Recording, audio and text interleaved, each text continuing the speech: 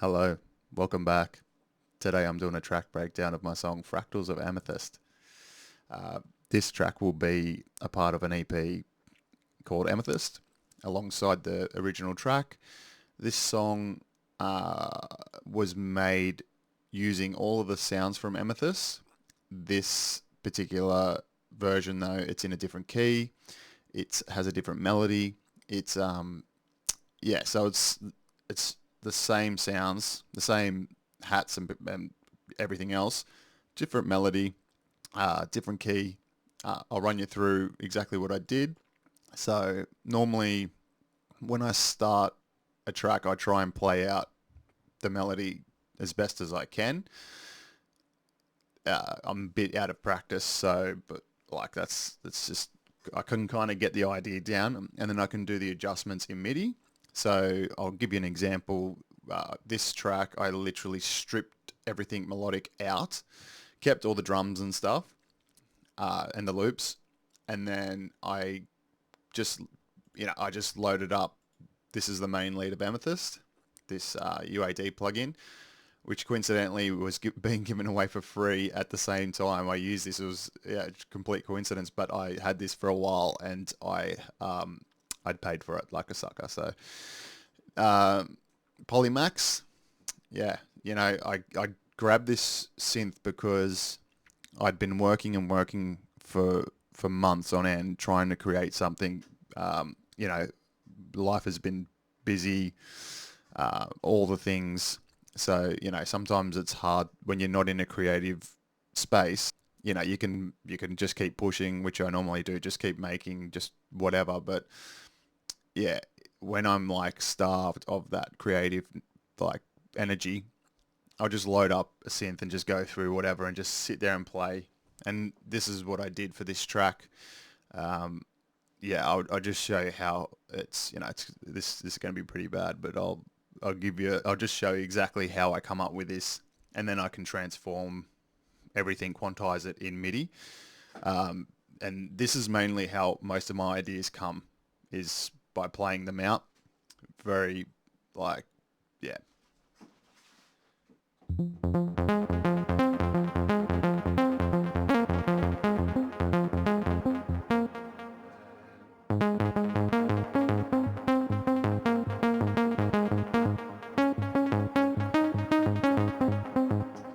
So I sat there for probably about an hour, and then knew which notes I wanted to play, and then I'd record a part because I can only play it so much in sections.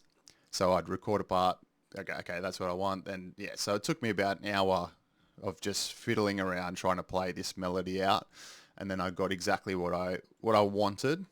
And I've seen people just I think I've watched like Dead Mouse streams where he'll just be jotting it in, and it's like you can hear it before he puts it in there. And it's one thing that I've never been able to do is like write a melody directly to MIDI. Some things I can, but like something that's main, I've just struggled with it, and I wish I could do it that way. But it's just easier for me, even though I can't play very well. It's just easier for me to get the idea and hear the notes as I'm playing them. And it works. Most of my songs that you hear are the original ideas. That's how they're created. And as long as you can hear it and then you can adjust it later, um, that just happens quickly for me that way. So we'll start. We'll go here with a kick. So I've got this kick. It's in a sampler track. Um, Sometimes I adjust the fine and the just depending on the semi as well, depending on how the kick is sitting with the bass line. Another trick that I've used is um,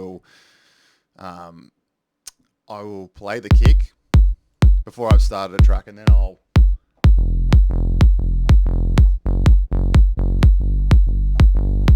kind of listen to see how the bass sits. Um, Quarter notes, same with the kick, and then I'll see how it's sitting and then I'll define like I'll the key that I choose will be based on how that bass is sitting with the kick. it's probably an unorthodox way. Other people have like, I'm going to tune the kick or whatever, but I think I like to use just a reference to see what sounds good, the bass with the kick, as I select a kick and as I'm deciding what the key is for the track. So yeah, just quarter notes, same as the kick. Let's go back here.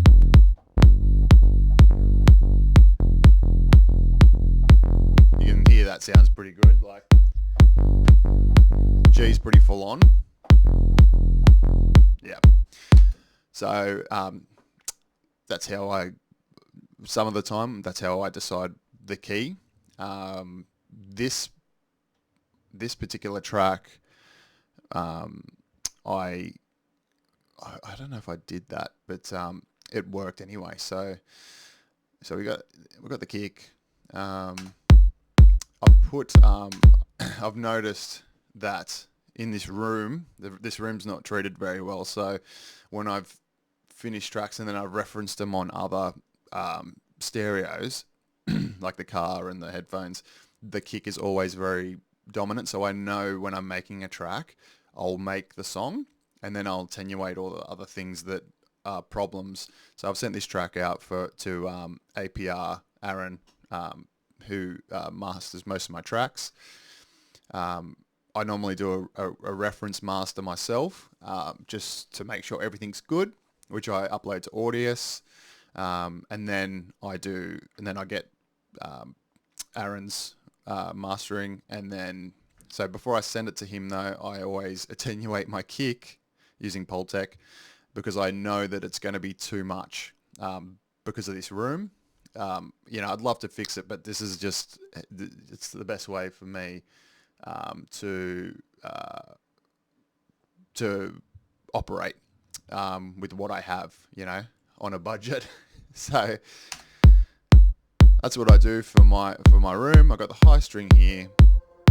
It's just like a drone, and then it kind of, I think I added like an octave up here.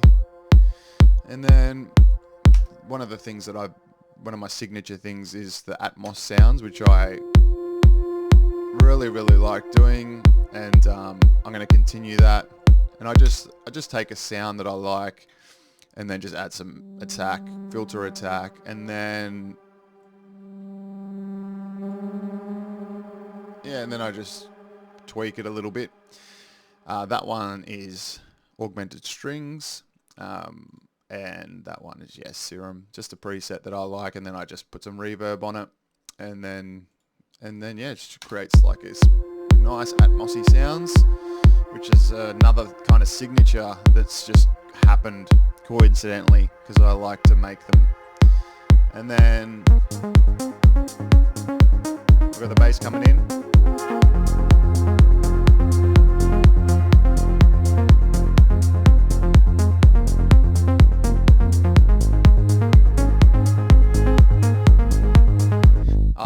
After listening to this on the car, it's very different. The bass is very different, but I feel that it works very well with this track. And there's something about it. Like it's not like what everyone else is doing. I feel that it's different. It does feel weird when it goes that octave higher when you're listening to it. But if you in context with everything else you're listening to it, I feel like it matches. And it sounds good. So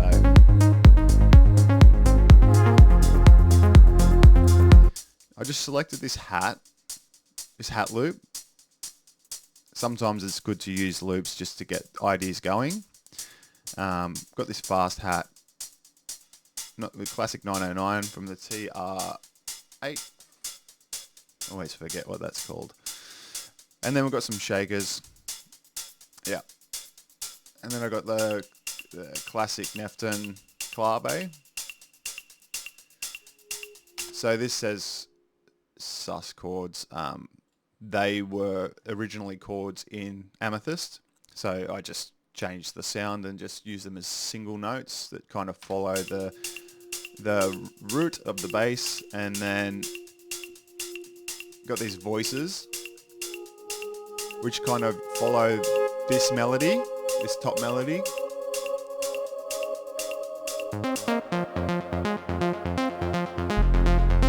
And then this is the same bass. I just duplicated it.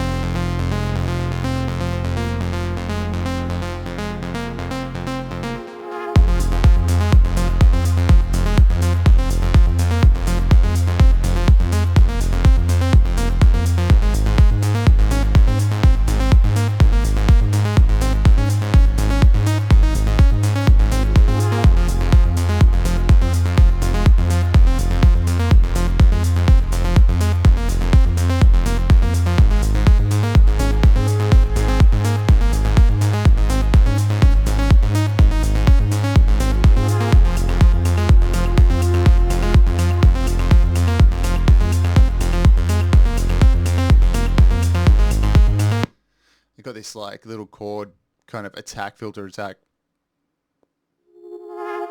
It's modulating. I've turned that down a fair bit. Like after I mastered it, did my little rough master just to make sure everything was going to be good. Was quite loud, so I turned that down a fair bit because this is not. This is just the project file, just the raw project file. So I know that that's going to be quite loud once it's been mastered.